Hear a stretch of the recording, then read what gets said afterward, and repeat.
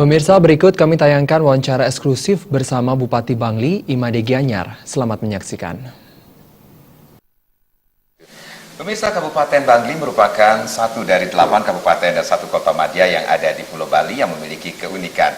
Ya, meskipun tidak memiliki wilayah laut, namun Kabupaten Bangli memiliki panorama yang sangat menjanjikan seperti panorama gunung dan danau batur di Kintamani yang bisa menjadi atau harapan bagi masyarakat Bangli untuk membangun Bangli ke depannya. Dan bagaimana sih program-program di Kabupaten Bangli ke depannya di tahun 2017 ini? Sudah hadir bersama saya Bupati Bangli, Bapak Imade Gianyar. Om Swastiastu, Pak. Om Swastiastu, ya, Salam dulu, Pak. Ya, selalu mengakhiri dengan baik dan mulai dengan baik juga. Mengakhiri dengan baik ini dan yang mulai dengan baik. Oke, Bapak. Banyak sekali pencapaian, prestasi, penghargaan yang didapatkan secara nasional di Kabupaten Bangli ini sendiri yang tentunya bisa bermanfaat untuk pembangunan kedepannya di Kabupaten Bangli ini sendiri. Bisa diceritakan, kita flashback dulu Pak, ini penghargaan seperti apa yang pernah ditorehkan oleh Kabupaten Bangli ini sendiri Pak? Ya, tahun 2016 ini sudah akan di penghujung. Ya tentunya perjalanan tapakan kaki manusia, setiap tapakan kaki tentunya harus penuh makna.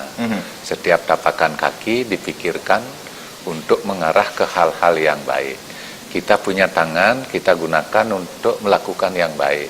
Kita punya mata, kita gunakan untuk melihat yang baik. Nah, begitu juga kita mengisi pemerintahan selama 1 tahun ini, atas juga kerja rakyat. Prestasi apapun yang didapat oleh pemerintah Kabupaten Bangli adalah representasi dari rakyat itu sendiri, karena pemimpin itu perannya cuma 20%, 80% tergantung Anda. Nah, sehingga prestasi-prestasi ini adalah prestasi untuk rakyat Bangli. Nah, prestasi kita sebenarnya luar biasa. Ada prestasi yang sifatnya internasional. Kemarin bulan Oktober Bapak Wakil dengan Bapak Sekda ikut konferensi Geopark. Nah, sehingga tingkat internasional Kabupaten Bangli telah mampu mempertahankan geopark kita, kawasan gunung batur dan danaunya untuk masuk ke UNESCO. Nah, berikutnya prestasi-prestasi nasional tentunya sesuai dengan potensi. Nah, kita Adipura karena kita ada di wilayah daerah resapan, daerah penyangga, bagaimana kita mengelola Kabupaten Bangli bukan untuk kemajuan Bangli saja, tapi Bangli ini dikelola untuk kebahagiaan masyarakat di seluruh Bali. Karena Bangli ini sebagai daerah gunung, berikutnya juga bagaimana hutan harus lestari, bagaimana pertanian harus tetap dijalankan sebagai kebutuhan dasar manusia. Nah, dari semua proses itu akhirnya rakyat Bangli mendapatkan Adipura Buana, ya, sehingga disebut sebagai kota layak huni itu. Nah, karena udaranya bersih, airnya bersih, masyarakatnya juga ramah tamah, dan itu sehat. Dan itu sebenarnya saya katakan ini adalah prestasi yang panterai, mengalir bagaikan air, sehingga seirama dengan itu baiknya mengelola ramah tamah masyarakat. Bangli juga mendapat penghargaan dari Kementerian Hukum dan HAM sebagai kabupaten yang ini peduli HAM. Nah, berarti ini seirama Adipura Buana, berikutnya perilaku masyarakatnya mendapatkan penghargaan dari Kementerian Hukum dan HAM. Yang lain-lain banyak juga, ya, karena adalah pertanian. Ini kelompok tani kita juga budi luhur itu di Desa Katung mewakili Bali ke nasional. Nah, sehingga kayaknya masyarakat Bangli ini banyak prestasinya, sehingga saya bangga dengan dan bahagia dengan masyarakat saya gitu, karena beliau yang berprestasi, bukan bupatinya ini kan. Kalau tanpa mereka, ya apa yang bisa kita lakukan? Nah, sehingga karakter masyarakat Bangli yang apa adanya, penuh kerja keras, kejujurannya tinggi, tidak neko-neko, itu perlu dipegang teguh dan jangan dirusak oleh siapapun juga. Nah, paling tidak sampai 2021 saya yang punya kewenangan untuk menjaga itu. Bagaimana alam tidak rusak, pertanian harus dimajukan. Nah, sehingga program-program pertanian saya sudah perintahkan Kades Pertanian juga bagaimana membuat petani itu bahagia sehingga orang itu tidak pergi kemana-mana. Nah, biarlah orang Cina datang ke Indonesia cari pekerjaan. Kalau suatu ketika biar orang Indonesia tidak kemana-mana cari pekerjaan, tentunya programnya adalah penyempurnaan program Gita Santi ini udah dimulai tahun 2010. Ya, tentunya ditandai dengan bagaimana pembangunan itu dilakukan dengan masif. Nah, sebelum Bapak Presiden itu membangun Indonesia dari pinggiran, mulai tahun 2010 kita sudah menerapkan konsep membangun Bangli dari desa, yang diberi nama Gerbang Des Sigot, gerakan membangun desa dengan sistem gotong royong. Nah, sehingga ciri khas sekarang para petani senang karena di Bangli ini jalannya ke desa-desa sudah terhotmik.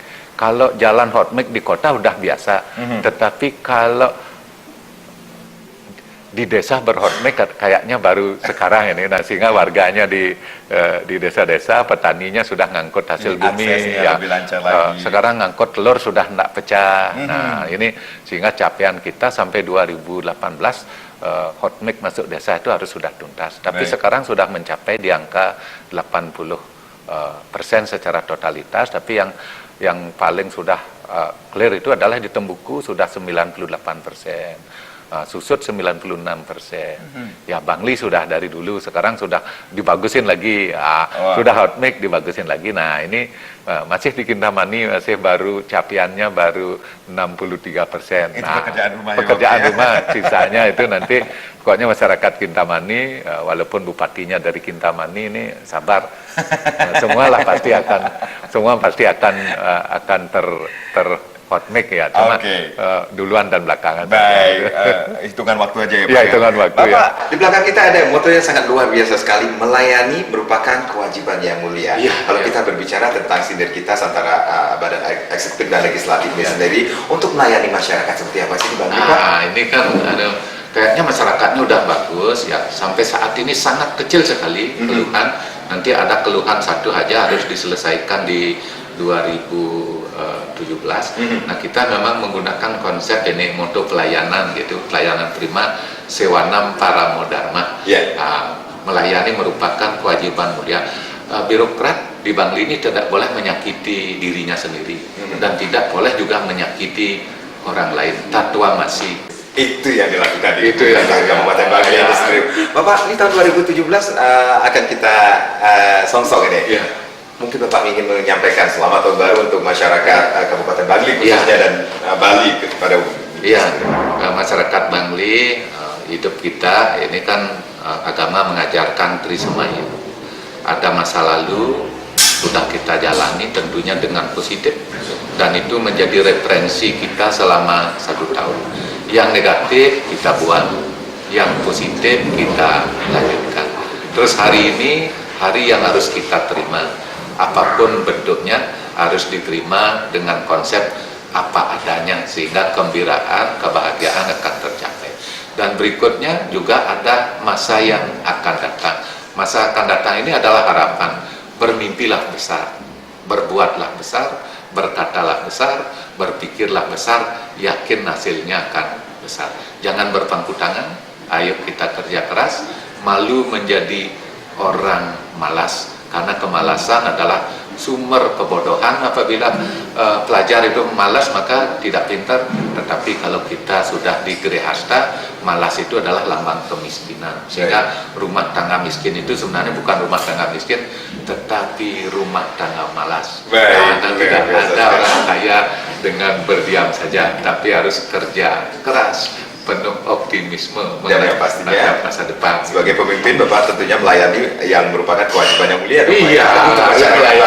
Bapak, terima kasih Pak ngobrolnya. Selamat tahun baru nih Pak. Semoga dengan apa yang program-program yang akan dilaksanakan nanti, Bangli akan lebih maju lagi. Makasih. Sama Bapak. Nah, demikian bincang-bincang saya bersama Bapak Made Gianyar yang merupakan Bupati Bangli, yang kita harapkan Bangli di tahun 2017 dan kedepannya akan lebih baik kembali. Saya Made Sekudara Karang, terima kasih, sampai jumpa. Om Santi Santi Santi.